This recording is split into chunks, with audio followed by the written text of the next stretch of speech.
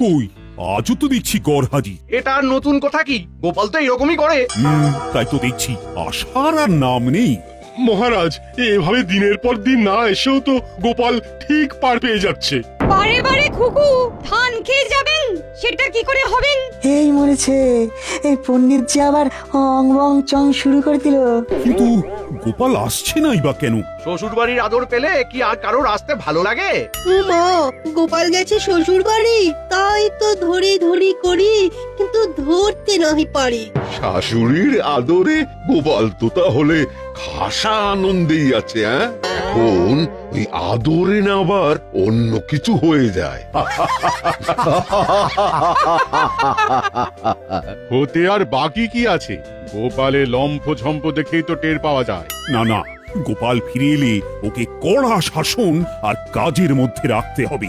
আমি সিপাইকে পাঠাচ্ছি গোপালের খবর নিতে, সে আদৌ ফিরছে কিনা, আর না ফিরলে কবে ফিরতে পারে সেই ব্যাপারেও খোঁজ খবর নিতে হবে। একদম ঠিক ভেবেছেন মহারাজ। যাক, এবার গোপাল ফিরে এলেই জব্দ হবে।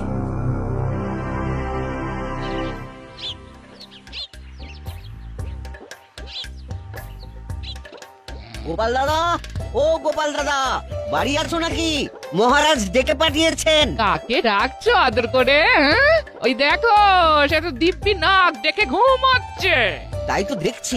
বেশ, তাহলে মহারাজকে গিয়ে তাই বলি। মহারাজের কানে কথা গেলে যে কি হবে কে জানে। তবে না জানিয়েই বা উপায় কি? আরাম করতে করতে লোকটা যে একদম কাম কাজ শিখে তুলেছে। ওহ,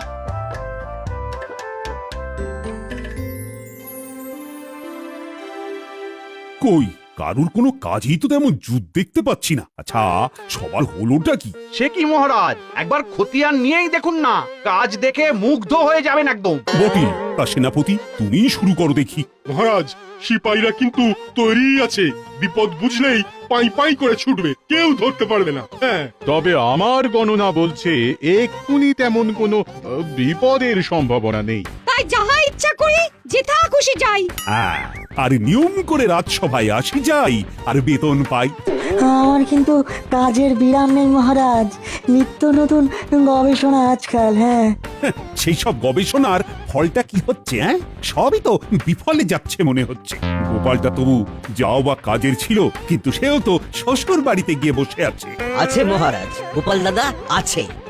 সে তো থাকবেই, কিন্তু আছেটা কোথায়? গোপাল দাদা নিজের বাড়িতেই আছে, আর নাক ডেকে ঘুমোচ্ছি। সাহস তো কম নয়। না না না না, গোপালকে আর মাফ করা যাবে না। ওরা কোনো শাস্তির কথা মাথায় আসছে নাকি মহারাজ? এখনো আসেনি, তবে এসে যাবে। রাজসভায় না এসে বাড়িতে বসে নাক ডাকার ফল গোপাল এবার একেবারে হাতে গরম পাবে। জানি তো এরকমই কিছু একটা হবে, তাই আমি ছুটে এলাম মহারাজ। এবারের মতো ওকে ক্ষমা করে দিন মহারাজ। ক্ষমা পরম ধর্ম বটে, কিন্তু এমন অপকর্ম করলে কি মাফ করা যায় মহারাজ? তাই তো বেশ একটু ভাবনায় পড়ে গেলাম এবার। উনি তো এতদিন ধরে আপনাকে বিভিন্ন রকম ভাবে সাহায্য করেছেন, তাই ওকে আর একটু সুযোগ দেওয়া হোক মহারাজ। আসলে শ্বশুর বাড়িতে গিয়েই আমার স্বামী না আরো অলস হয়ে পড়েছে। একটু না অনেকটা, সেটা কি তুমি মেপে দেবে? না না না না, আমি কথা দিচ্ছি কয়েকদিনের মধ্যেই ওকে চটপটে করে রাজসভায় পাঠাবো আমি। তাহলে দেখি কয়েকদিনের মধ্যে কিছু হয় নাকি। এবার আমার পালা, আমি শুরু করছি। আগডুম বাগডুম ঘোড়াডুম সাজে। আমি ছুটোছুটি করলে কি হবে? উনি একেবারে খোশ মেজাজে আছেন না? এটা তুমি ঠিক বলেছো দিদা, দাদুর মেজাজ একেবারে ফুরফুর করছে। দাদুর জন্য আজকে খেলা একেবারে জমে আছে। তুমি আমাদের সঙ্গে এসে খেলো না দিদা। আমাকে কি আর তোর দাদু পেয়েছিস যে কাজকর্ম শিখে তুলে দিয়ে আগডুম বাগডুম খেলবো? ক্ষতি কি গিন্নি, তুমিও শিং ভেঙে বাছুরের দলে ঢুকতেই পারো। আমার তো আর তোমার মতো ভীমরতি হয়নি। নাও নাও দাদু, খেলা শুরু করো তো। দিদা এসেই না সব কুড়িয়ে দিল। তুই যদি দাদু দাদু করিস, তবে দাদুর সঙ্গে বসে বসে না খেলে দাদুকে নিয়ে অন্তত হেঁটে তোলে বেড়াতে তো পারিস। তোদের দাদু যে ঘরে বসে বসে কুড়ে হয়ে যাচ্ছে, সে খবর রাখিস? সে হোক কে, আমরা থাকতে দাদুকে হাত পা নাড়াতে হবে কেন? আমরাই তো দাদুর হাত পা, তাই আমরাই দাদুর সব কাজ করে দেব। চল চল চটপট ফটাফট হাতে পাতে করে দিদাকে দেখিয়ে দি বাচ্চারা কি পারে।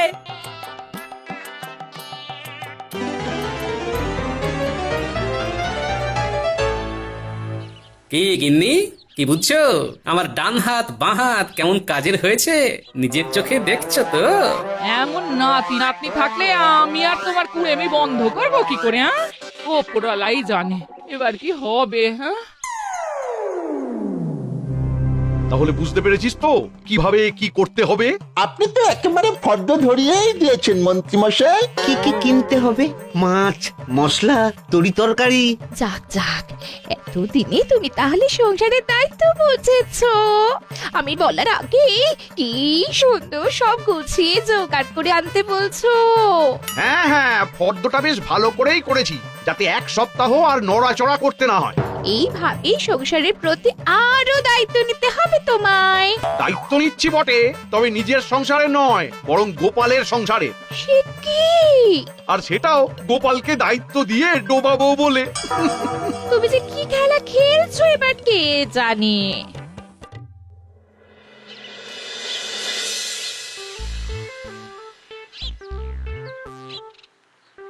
এই না থলে, এ কি গিন্নি, না বলে কয়ে সকাল সকাল হাতে থলি ধরিয়ে দিলে যে? খেলা খেলা করে শুয়ে বসে ভালোই তো সময় কাটাচ্ছ, তবে এবার এটাও বুঝে নাও বাজারে না গেলে উনুন চলবে না, আর সেটা না হলে পেটও চলবে না। হ্যাঁ, সারাটা জীবন তো পরিশ্রম করেই কাটিয়ে দিলাম, এখন কদিন একটু শুয়ে বসে কাটাচ্ছি, সেটা আর তোমার ভালো লাগছে না বুঝি? হ্যাঁ, না হচ্ছে না, এমন কুড়েমি করলে আর হাঁড়ি চড়বে না। হ্যাঁ, যাই, তবে মূলোটা বেগুনটা যা পাই তাই দিয়ে থলে ভরাই। চলে পরে আনবো তো আমরা, তুমি কেন যাবে গোপাল দাদা? বাচ্চাদের কাছে খবর পেলাম ওদের গোপাল দাদুকে নাকি খুব খাটাচ্ছে দিদা, তাই গোপাল দাদার খাটুনি যাতে একটু কমে, তাই বাজারটা করে দিয়ে গেলাম আর কি। গোপাল দাদা তো লোকজনের উপকার কম করেন না, আর আমাদেরও অনেক উপকার করেছে। হ্যাঁ, তাই এটুকু করতে পেরে আমাদেরও খুব ভালো লাগছে। হলে তো যা আছে তাই দিয়ে দুজনের এক সপ্তাহ ভালো করে কেটে যাবে। একেই বলে গিন্নি, যে খায় ননি তাকে যোগায় চিন্তামণি। এবার আমি সত্যি সত্যি হাল ছেড়ে দিলাম।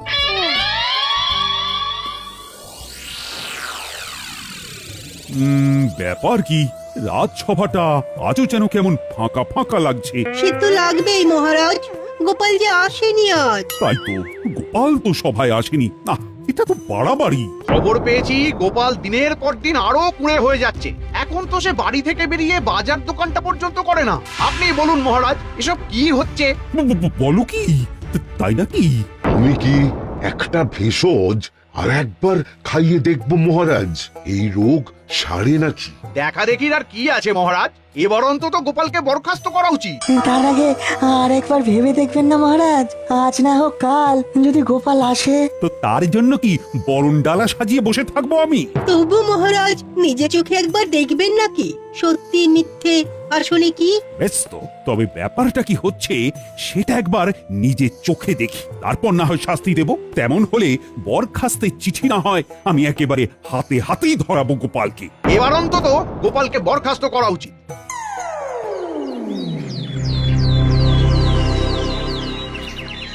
তোরা যে একেবারে আদা জল খেয়ে লেগে পড়েছিস দেখছি, আমার পান থেকে চুন খসতে দিচ্ছিস না।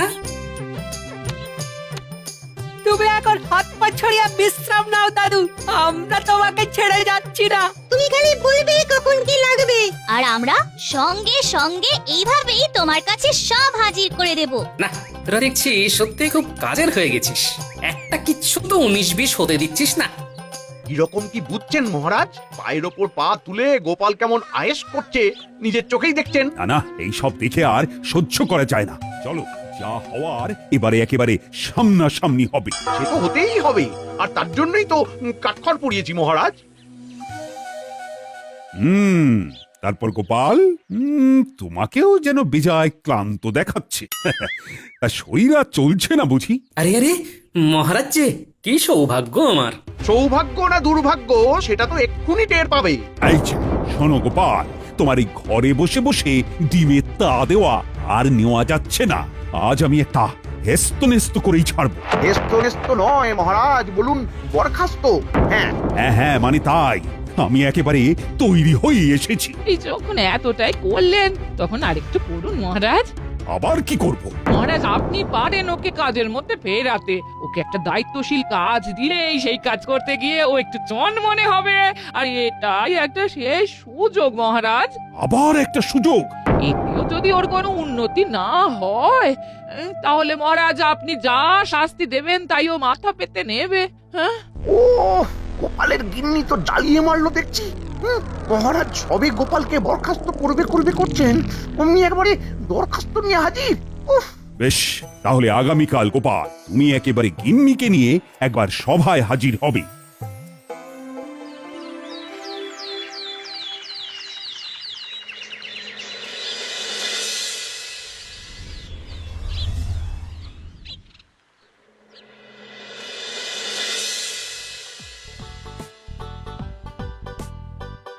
পেন নাম হই মহারাজ।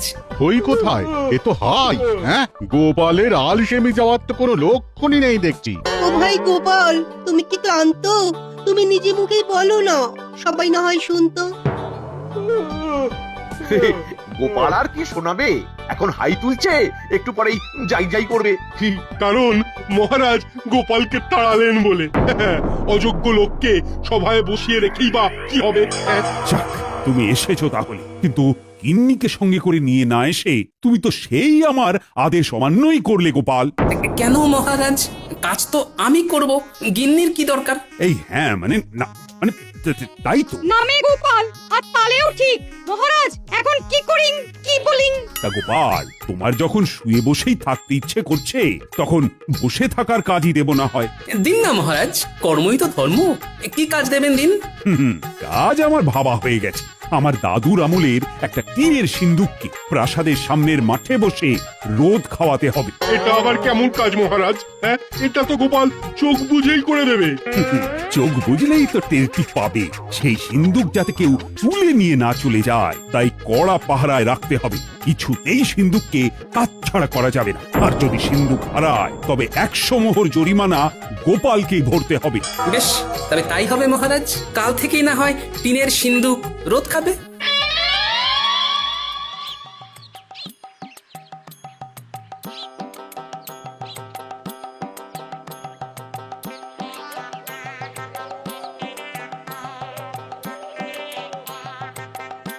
কি গো, বলি কাজ করে মহারাজের মেজাজটা ঠিক করতে পারলে নাকি আবার জল ঢেলে দিয়ে এলে? কাজ আর এমন কি, ওই টিনের বাক্স রোদ খাওয়াতে হবে আর পাহারা দিতে হবে। দেখে দেখে মহারাজ কাজও একটা দিয়েছেন বটে। হ্যাঁ, সেটা না হয় ঠিক আছে, তবে বাক্স হারিয়ে গেলে 100 মোহর জরিমানা দেওয়ার ব্যাপারটা শুনেই তো নড়ে চড়ে বসতে হচ্ছে। সে আবার কি কথা? সেটাই তো আসল কথা গিন্নি। 10 মোহর যে বাক্স পাওয়া যায় তার জন্য 100 মোহর জরিমানাটা যে মোটেই মানা যাচ্ছে না গিন্নি। আমাকে ভয় পাইয়ে দিতে মহারাজ জরিমানার পরিমাণটা বাড়িয়ে দিয়েছে। সে একরকম ভালোই করেছেন, এতেই কাজ হবে। তবে মহারাজও টের পাবেন জরিমানার কথা বলে তিনি আমাকে কত বড় একটা সুযোগ করে দিয়েছেন।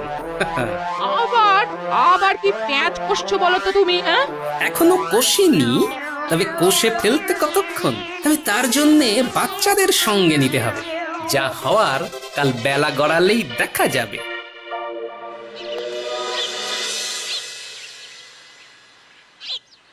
না, রোদের তেজ আস্তে আস্তে বাড়ছে দেখছি। সিন্দুকের সঙ্গে সঙ্গে যে আমিও রোদে সেঁকে যাচ্ছি। ওই তো গোপাল কাজে লেগে পড়েছে দেখছি। ওটার এমন কি কাজ? তবে হ্যাঁ, ওই বসে থাকাটাও যে কত কষ্টের সেটা গোপাল এবার টের পাচ্ছে। গোপালং আলস্যং গচ্ছামি। এবার গোপাল বুঝুক ঠেলা। এটাও মহারাজের একরকম মারি বটে। মহারাজ ভাতে না মেরে হাতে মারছেন। দেখেও শান্তি। বেলা বেশি বাড়ার আগেই খেলা শুরু করে দিতে হবে, কিন্তু বাচ্চাদেরই তো এখনো পাত্তা নেই। আচ্ছা কাছি দাদু, আর সঙ্গে করে সব কিছু একেবারে গুছিয়ে দিয়ে এসেছি। এই যে জল, গামছা, গুড়ের বাতাসা। আরে এসব না হয় হলো, কিন্তু কাজের জিনিসগুলো এনেছিস কি? এনেছি তো, এই তো খড়ির টুকরো, কাগজ, কলম, একদম যেমন বলে দিয়েছিলে। হ্যাঁ, এই তো এইবার যেমন বলে দিয়েছিলাম তেমন করে প্রচারের কাজে লেগে পড়। তুমি কিচ্ছু ভেবো না গোপাল দাদু, ওই দিকটা আমরা ঠিক সামলে নেব। তুমি বরং এদিকটা গুছিয়ে নাও। সে আর বলতে, হাতে যখন খড়ি আছে তখন ভারী কাজটা আগে সেরে ফেলি, কিছু করি আর না করি গুছিয়ে লিখে ফেলি। এই তো একেবারে গোটা গোটা হরফে বাক্সের গায়ে এই লিখে দিলাম, রাজবাড়ির এই টিনের বাক্সের দাম 10 মোহর, যে কিনতে চাও বিকেল বেলা মাঠে এসো। ব্যাস,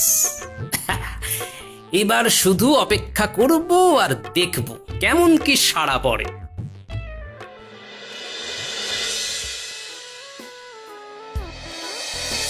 ও মা, দেখো দেখো, মহারাজের মনি যেন ফুর্তি, মিটিমিটি হাসছেন, যেন ভাবছেন কত কি। সে তো হবেই সভাকবি, সে তো হবেই। মহারাজ যে অলস গোপালকে আচ্ছা করে ঘোল খাইয়ে দিয়েছেন এবারে। রোদে বসে থাকতে থাকতে গোপালের মাথাটাই না এবার খসে পড়ে। বুদ্ধিতে যে মহারাজ গোপালের থেকেও কম যান না সেটা দেখিয়ে দিলেন বটে। হ্যাঁ, বসে বসেও যে মাথার ঘাম পায়ে ফেলা যায় সেটা তাহলে এবার গোপাল জানলো। কি বলো সবাই? বলার আর কি আছে মহারাজ, আমরা তো যা দেখার নিজের চোখেই দেখে এলাম। হ্যাঁ, গোপাল তো যথা সময় এসেই সিন্দুক নিয়ে গেছে, এবার কদিন রাখুক না কাছে কাছে। আগে মহারাজ, বেশি দিন কি আর রাখার প্রয়োজন আছে? ওই রোদ গরম কি গোপালের সহ্য হবে? গোপাল কষ্ট পাবে বলছো? কষ্ট পেলে পাক মহারাজ, তবেই তো ওর আলসেমির স্বভাবটা নষ্ট হবে। তাহলে আমার চিন্তা ভাবনায় কোনো গলদ নেই, তাই তো?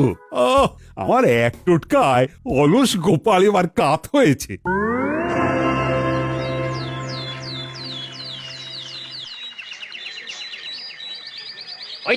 ওই তো টিনের সিন্দুক দেখতে পেয়েছি।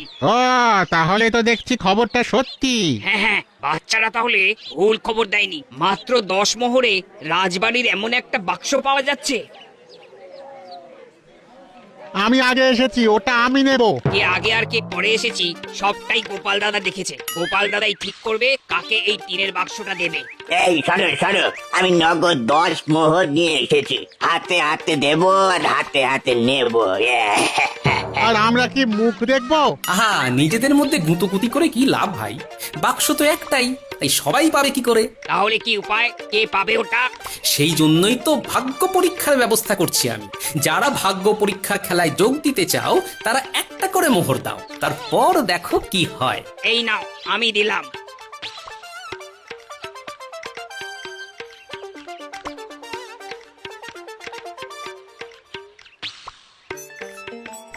আমিও দিচ্ছি, আমার নামটা লিখে নাও।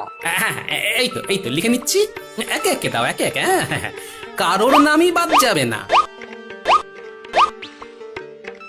এবার মনে হচ্ছে সবার নামই লিখে ফেলেছি, নয় নয় করে 5 হলো মনে হচ্ছে। এবার তাহলে না হয় টিনের সিন্দুকে রাখা নাম থেকে ভাগ্যবান মালিকের নামটা তুলি। এই তো, এই যে গোটা গোটা করে লেখা আছে বটকৃষ্ণ বটব্যাল। এই যে আমি গো গোপাল দাদা, দাও দাও টিনের সিন্দুকখানা দাও দেখি আমায়। সে তো দেবই, তার আগে বাকি 9টা মোহর যে দিতে হবে আমায়। এই যে দিচ্ছি। তাহলে আমাদের একটা করে মোহর ফেরত দিয়ে দাও এবার গোপাল দাদা। তা কি করে হয়? ভাগ্যের খেলা খেলতে গেলে ওরকম 1-8টা মোহর যে গচ্ছা দিতেই হয় ভাই। যাই,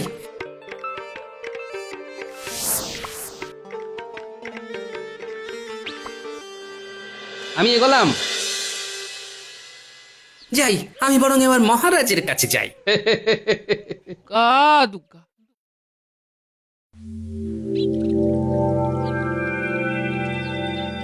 বেশ, তাহলে সভার কাজকর্ম আজকের মতো শেষ করি এখানে। আগে হ্যাঁ মহারাজ, শুভ কাজে আর দেরি করে লাভ কি? কিন্তু আমার যে একটা খবর দেওয়ার ছিল মহারাজ। হ্যাঁ, এই অবেলায় খবর? আচ্ছা, টিনের সিন্দুক ঠিকঠাক রোদ পেল কিনা সেটাই বলবে বুঝি। পাক আর না পাক, কালকে আবার রোদে দিতে হবে, আর এরকম এখন বেশ কদিন চলবে, তাই তো মহারাজ? হ্যাঁ, কিন্তু সিন্দুক তো নেই মহারাজ। নেই মানে? নেই মানে নেই, তবে তার জন্য এই যে 100 মোহর জরিমানা, সেটা একেবারে গুনে গুনে নিয়ে এসেছি মহারাজ। দেখলেন তো মহারাজ? হ্যাঁ, গোপাল যে কোনো কমের নয় সেটা আরো একবার প্রমাণও হলো। তবে মহারাজ এই সিন্দুকটা হারিয়ে যেতে শুধু যে আপনার হলো তাই নয়, আমারও নেহাত কম হলো না। তার মানে সিন্দুক একজন ভাগ্যবানের হাতে তুলে দিতে 500 জনের কাছ থেকে একটা করে মোহর নিয়ে ভাগ্য পরীক্ষার খেলা খেলেছি, তাই যা হয়েছে আমার জন্যই হয়েছে। জরিমানার অর্থ দেওয়ার পরেও বাকি 400টার মতো মোহর আমার আয় হয়েছে মহারাজ। কি উর্বর বুদ্ধি! এই না হলে গোপালের বুদ্ধি ঠিক সময় কাজে লাগিয়েছে। সত্যি এই না হলে গোপাল, এটাই তো গোপালের কাজের মতো কাজ।